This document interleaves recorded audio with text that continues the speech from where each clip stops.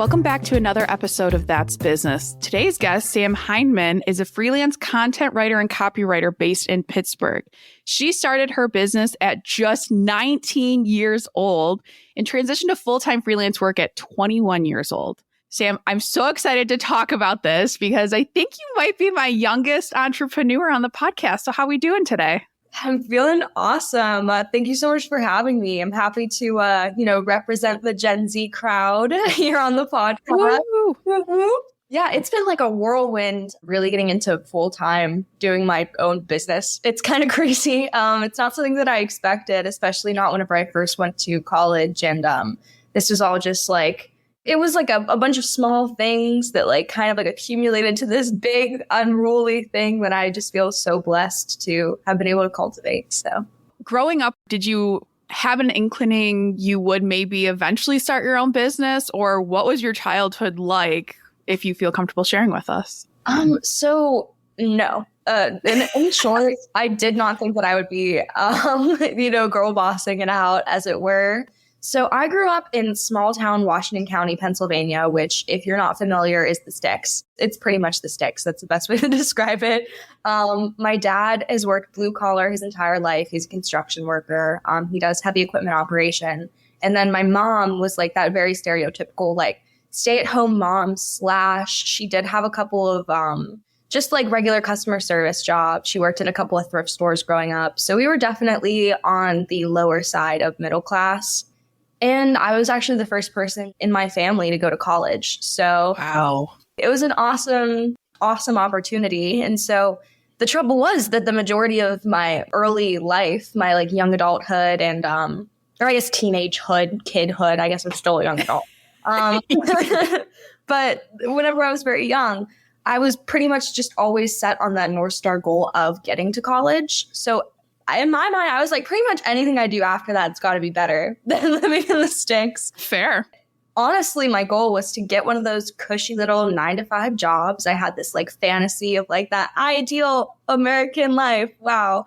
Living in a city was a big one. I was like, I know that I have to live in a city. And, Pittsburgh, it's not the LA of the US, but it's definitely better than Washington, PA. So I'm very happy that got to come into fruition. But no, to answer your question, I did not think that I was going to get into business. I actually went to school initially for broadcast journalism. So I was thinking about maybe being a news anchor, news person. But what they don't tell you is that before you can become a news anchor, you have to be one of those on the field multimedia journalists, they're called, where basically you just are a bitch boy and you kind of run to wherever they tell you to run. If it's pouring rain, if people are harassing you, if you're the only one there and you're a woman and it's nighttime and you're covering like a murder case or whatever. And it wasn't in the cards for me. It was not the cards for me, but I knew that I liked writing, which kind of pushed me away from journalism and more into what I do now. And I love that too, because one of my iterations of life was also journalism. But yeah, when I found out, it was like nights, weekends, holidays, work-life balance is not a thing. So that was my joke of like, oh yeah, I didn't want to do that. So instead of being a journalist and, working nights, weekends, holidays, we're now entrepreneurs that sometimes work nights, weekends, and holidays. Super fun how that all works out. But it's interesting too, because this whole concept of like the American dream, like check the box, do this, do that. Why is that so drilled into our heads so young? And especially being the first in your family to go to college, that's so badass. And yes, as a Penn State grad, can agree, it is like one stoplight town in Washington County for sure. So I'm relating and laughing, but I love Pittsburgh myself more than LA. Personally, that's personal preference. Don't come at me, but it is interesting of, we have to do this, we have to do that. So I didn't figure that out until like my 20s, I feel. So how did you figure that out at 19 years old? Like, what was I doing at 19? I definitely was not as smart and intelligent as you are, but I probably was wondering where my next party was. So tell us about that, because it's such a freaking big deal. Oh my gosh. Thank you so much, first of all. That's really kind of you. I'll be your hype queen anytime. You say the word, Sam. I got you. Thank you. But basically, honestly, my upbringing is inadvertently what kind of led to me getting into freelance work. So basically, I was supporting myself throughout college. So like my rent, my phone, my student loans, my tech, like I had to buy everything. And this was something that was very clearly communicated between like my parents and me. It's not like they like dropped me when I went to college or whatever. It was just like this kind of mutual understanding. Like if you want to go to this next chapter and you don't want to live at home, which we would love to have you, if you wanted to stay at home the next few years and figure things out. My mom was very big on that up till the very end. Love her so much. She was like, if you do, move to Pittsburgh and go to college, you are going to have to pay for everything. And I was like, okay, it can't be that hard, right? Uh-huh. It was a little hard. And so what I kind of quickly realized was that even though I was able to support myself to an extent through what I had at the time, which was a waitressing job at Permani Brothers, best shop in the city, best place in the city, right? Good old PBs. No, even though I was able to do that because it was, the shifts were late at night, it wasn't, counteracting with my classwork or anything. It wasn't enough, to actually make me a solid amount of money to where I'm making ends meet. And I could also, be a college student. I can buy the cute outfit for the party. I could, go out and, get dinner with my friends on a random Wednesday or, how college students do. Yep. And so I was like, okay, I guess I'm just going to have to try and make money online. It was right after the pandemic, which is when like everything online started to become like the thing. That's whenever like the influencer became like a real tangible thing that people wanted to be as a career. Content creation just like went through the roof in terms of how much money you can make. And so I was like, if all of these people can do it, I'm sure I can figure it out. And so I started out on Upwork initially, which is a freelance platform where you can do, little almost menial tasks for people for money. Some of them are better paying, but whenever you're starting out there, it's like very dog eat dog. Like I was writing news articles for like $10 for like a 1,000 word article. It was like really bad pay, but it was pay where like I just whip out my laptop in class or in between classes or like whenever I had 10 minutes and send out proposals and work on my profile and do this and that. And it was like so flexible and so seamlessly able to integrate into the weird schedule that comes with being a student. And so that's kind of how I fell into it. It wasn't even something where I was like, oh, I all of a sudden have this ambition and I want to build a business and I want to be an entrepreneur. It was more of like, I needed money. I needed a way to make a sustainable income for someone my age where I didn't need to go into a physical place because I didn't have the time.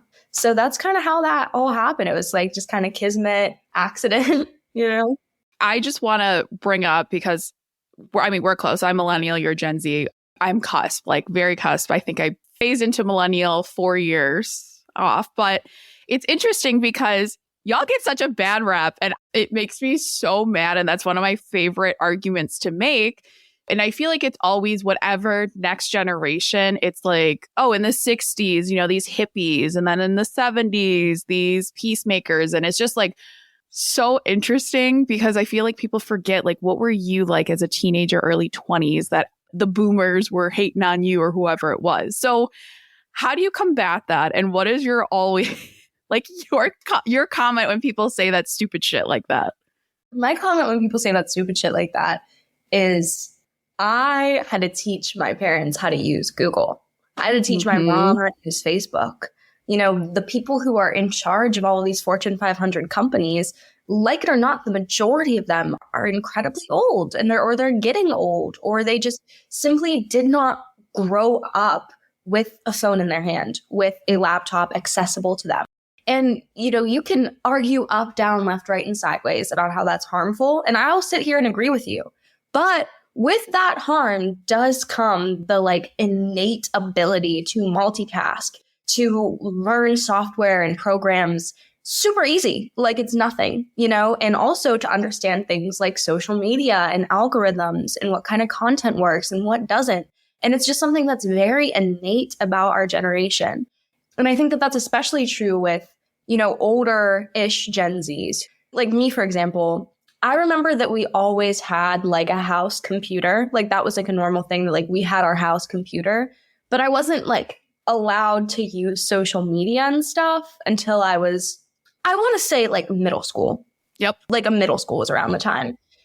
And that is the thing where I'm all of a sudden becoming one of those old people who's like judging the new generation because like I do get a little freaked out whenever I see like a 7-year-old who's like active on TikTok and Instagram. And it's like, even I, who I feel like I was on the computer too much growing up, I wasn't on there that young. So Right. while I believe that it's going to be impressive what they're going to be able to innately do with technology, kind of like, our generation, I do think that as we go on, we're just going to see unique problems.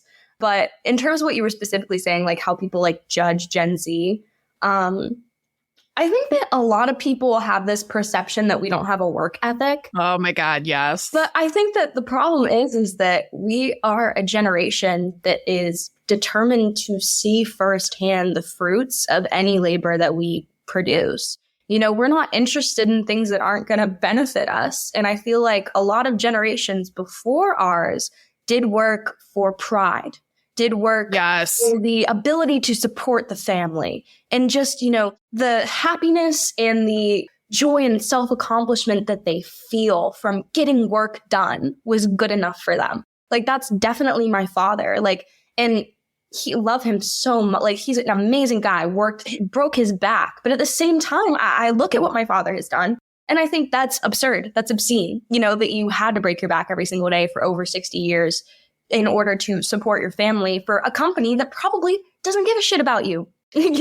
That's what these Gen Z individuals in the workforce who these older folks are complaining about are really saying. It's not that we don't want to work. It's just that we don't want to work for an interest, for a group, for an individual that doesn't care about us. We need to see what it is that we're contributing in a way that is going to come back. So I think that that's kind of the rebuttal there, is that we're not averse to working. We just want to work for something that's meaningful. Right. I just got into a fight with someone the other day at my uncle's restaurant where it's like, oh, these kids, work behind a computer all day. And I'm like, yeah, that's great. Like, why should you, to your point, literally break your back, literally have these issues? I mean, my dad's in his 60s. My grandmother, who will be 80 in a few months, runs laps around him because he did a physical labor job. And it's just like, why? I mean, granted, he had his own business, so different. But for these companies that have a lot of blue collar workers,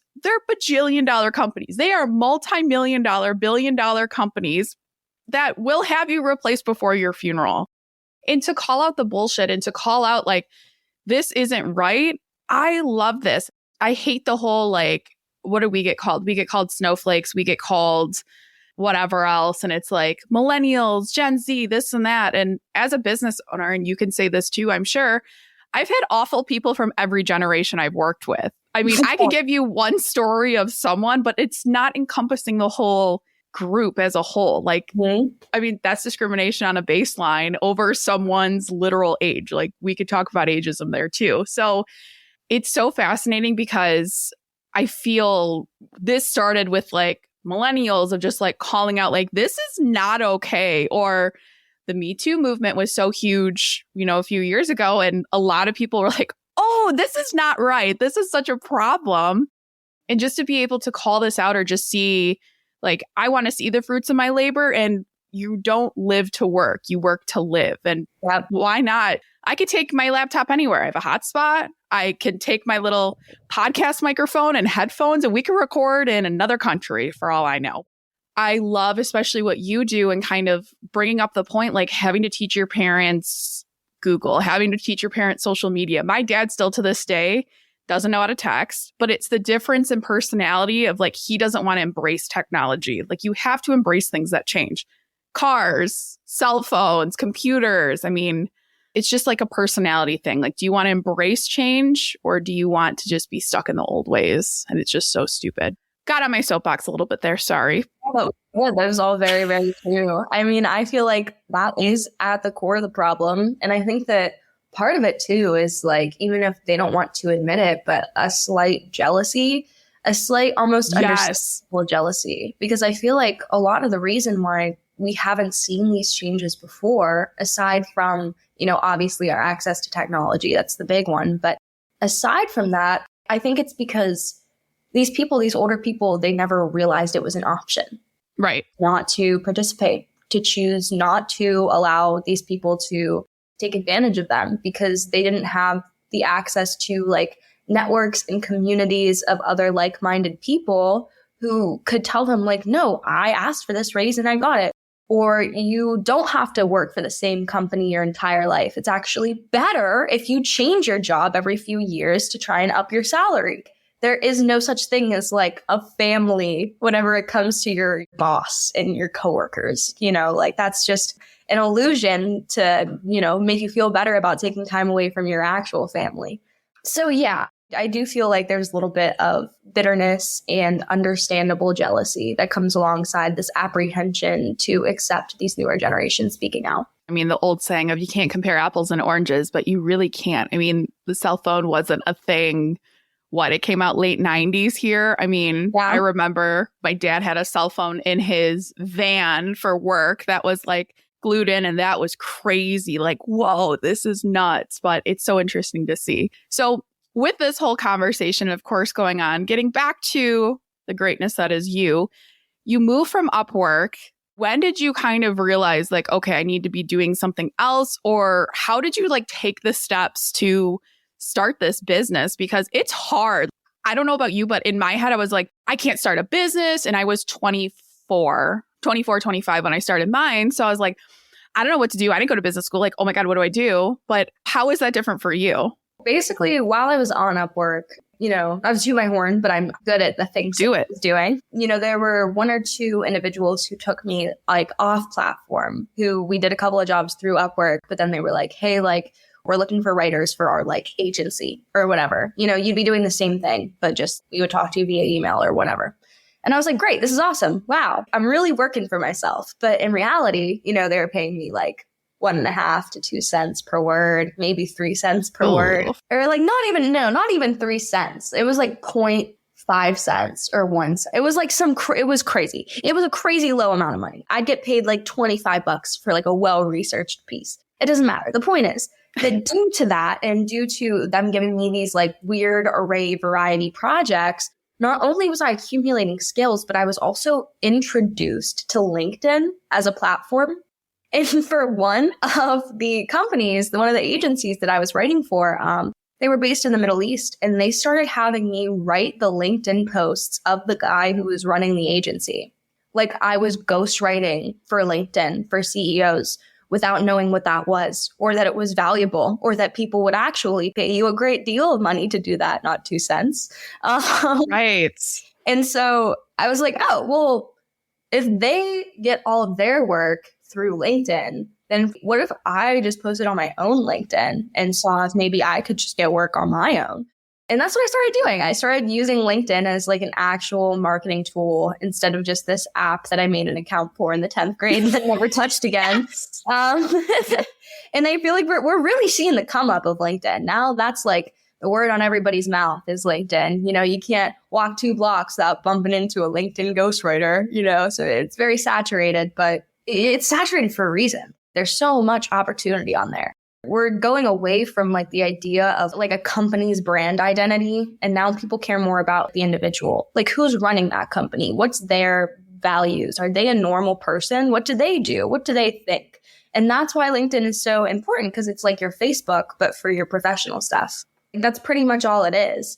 So I got introduced to LinkedIn, started posting on LinkedIn. And then eventually my first big project as a freelancer, I was actually reached out to by a national HR company to write a feature piece for their like quarterly magazine that they put out called Gen Z in the Workplace. Believe it or not. Oh my God. They paid me $1,000 to write one article. And I was like, holy shit. I need to start taking this seriously, because if I did this on accident, what could I do if I tried? Yes. Because at this point, there was no strategy to what I was posting on LinkedIn. I was just posting like, oh, like that I'm working from a coffee shop today. Where do you guys like to do your work? #college student, #freelance writer, like that sort of stuff. And then I asked this woman, I was like, why'd you message me? Like, why'd you pick me? I'm just wondering. I'm just curious. And she said, well, we knew that we wanted an actual Gen Z writer to write this piece since it was on Gen Z. So I typed Gen Z freelance writer into LinkedIn, and your profile looked complete. It looked like you were real.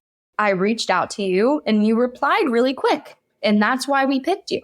And I was like, oh, so you didn't actually look at any of my stuff to see if I was any good. First of all, you probably should have done that, lady. But no, Fine. it was good. It was good. It was a good thing.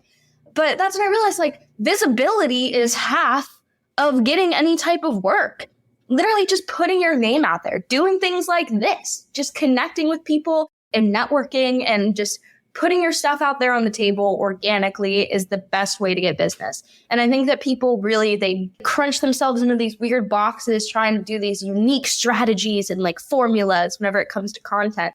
But really, it's just like act normal, act approachable, and make sure that it is clear to people what you do. I did not plant Sam. I didn't even know how much she liked LinkedIn. But if you're an avid listener of this podcast or follow me, this is just proof. The money's on LinkedIn and it comes down to just being visible. Like you said, SEO, search engine optimization.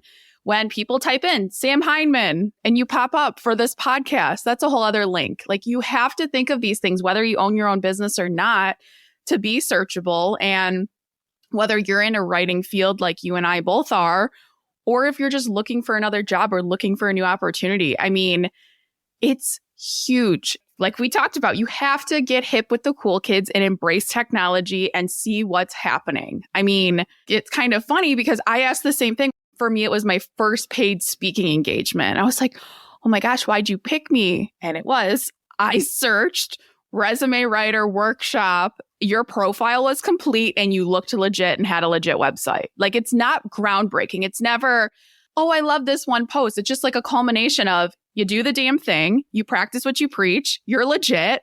And look, I found you really easily. And talking about this, and I'm not like picking fun at you, but just to show, yes, you have a few thousand followers. It's not like you're multi-million followers on LinkedIn. Yeah, I have like 2. And that's from like being on there for like 3 years as well. Like it's not a matter of like, oh, I've been on there for 3 months and I already have 2,000 followers. Like, no, I've been at the game for a while. And yeah, I only have like 2,000 followers. But at the same time, like the amount of money that I've made, like the amount of like how it's legitimized my business. Like I said, I'm working for myself full time now at 21. Like I could not have done that without LinkedIn.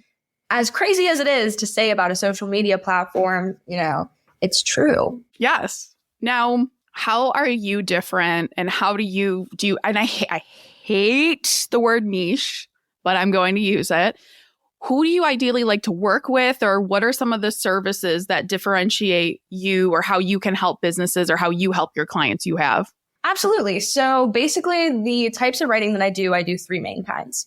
I do SEO blog posts, I do LinkedIn or X ghostwriting, and I do email newsletters. So those are my 3 services. I don't build websites for people. That's not my thing. I think that narrowing it down to 3 types is great because it gives people options, but it's also not like, I'll do anything. I'll do anything for you. Because I think that's the important thing whenever you niche down is like, you want to make sure that you have specializations so that people will say, this is the girl that I go to for this thing.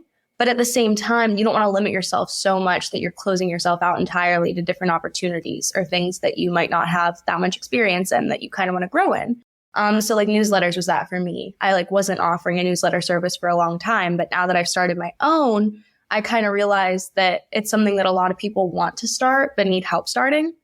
Basically, another way that I niche myself down is I pretty much work exclusively with startups, solopreneurs. Those are my 2 types of people that I work with. I just really find that the energy and I hate to say the structureless nature, but like, I like building something with someone. So I really like whenever someone reaches out to me and they say like, I don't post and I need help with like my ghostwriting, or I have a bare bones empty website. I need some blogs for it. Or I just started my business and I don't have a newsletter. Like I like being able to pick founders' brains because they have these amazing ideas, these incredible ideas. But that's sometimes the problem with founders is that they have all of these insane, amazing, incredible ideas, but they're coming at them so hard and so fast and in so many different categories that they don't have the time to actually do the research and the work to execute those ideas. So that's pretty much my client niche right there. So Well, and it's great because I know when I first started, it just like social media and writing became so overwhelming to me that I just stopped. And now that we've put some effort into our website, I do have someone that works on our newsletters. It's such a big difference, or it's just another asset when you're trying to build that clientele of like, hey, I actually answered this question in this newsletter or this blog post, like go refer it. And it helps so much. So I wish I had met you, 7 years ago when I started this, because that would have been great. But it's so needed. It's incredible what you do. And I love that you go after solopreneurs or startups, because a lot of people forget about them. Yeah. And it's just like, oh yeah, best of luck to you. You got this. Now, what are you kind of most excited about as your business grows, or where are you kind of looking in the future growth of your business? Oh man. You see, I get asked that a lot by like people in my personal life as well. And the fact of the matter is, I am just so overwhelmed right now in the best way with like the idea of there's so many routes that I could take my business. Like I've had people ask me, are you going to expand to an agency model? Are you going to try and, hire on subcontractors to do writing? I don't think I'm going to do that. I just don't think it's very me. I really, really like the direct work. And I also am I'm not a control freak. I'm not a control freak. What? Everyone is a little bit. Like the idea of shaking hands with someone and agreeing to do work for them and then having someone else do the work, because then I can't be sure that it's 100% the way that I like it. So I'm probably not going to switch to an agency model anytime soon. I honestly think I'm just going to keep trying new things and working with different kinds of people until I see maybe what industry I like the best, and then maybe start narrowing down from there. But, I'm young. I'm 21. I'm just at a point right now where I'm grateful that I have a business at all, that it's going successfully. And I'm just going to try to keep being consistent and see where it takes me. And I think that honestly, my main overall goal for the future of my business is that it stays sustainable and that it perseveres. That's pretty much my main goal right now. And it's nothing fancy, but it's real. It's very real. Exactly. Now, Sam, you've been incredible. But as we wrap this up, what advice do you have for listeners? Oh, man. I guess that my number one piece of advice for anyone who's thinking about starting their own business. Now, I know that what a lot of people say is they go, just do it. Just go after it. Just, do the thing. And while I agree with that, and you should stop thinking about stuff and actually start, a piece of advice that I am going to give you is whenever you do start your business, do not immediately quit your day job. No. Because you need to have a long period of deciding whether or not your business model is sustainable, whether or not you could see yourself doing it full time, whether or not it is something that is just worth being a side hustle, or if it's something that has the potential to scale and grow. And I think that a lot of people get super duper excited. And as someone who works with founders, with startups, there are times where I'll have like a discovery meeting with someone and it'll be kind of evident that they're kind of Hail Marrying their business. And while it's important to believe in yourself, it's also important to be realistic and to take your time, because good things don't happen overnight. They happen over a conglomeration of days and weeks and months, and sometimes even years of really building and creating something that you can really be proud of and that can really be sustainable. So take your time, but also believe in yourself the whole time as well. So good. Sam, you've been incredible. I mean, this has been so eye-opening. And for those of you listening, if you wish to work with Sam and the greatness that she is, head to the show notes and tune in again next week for another episode of That's Business.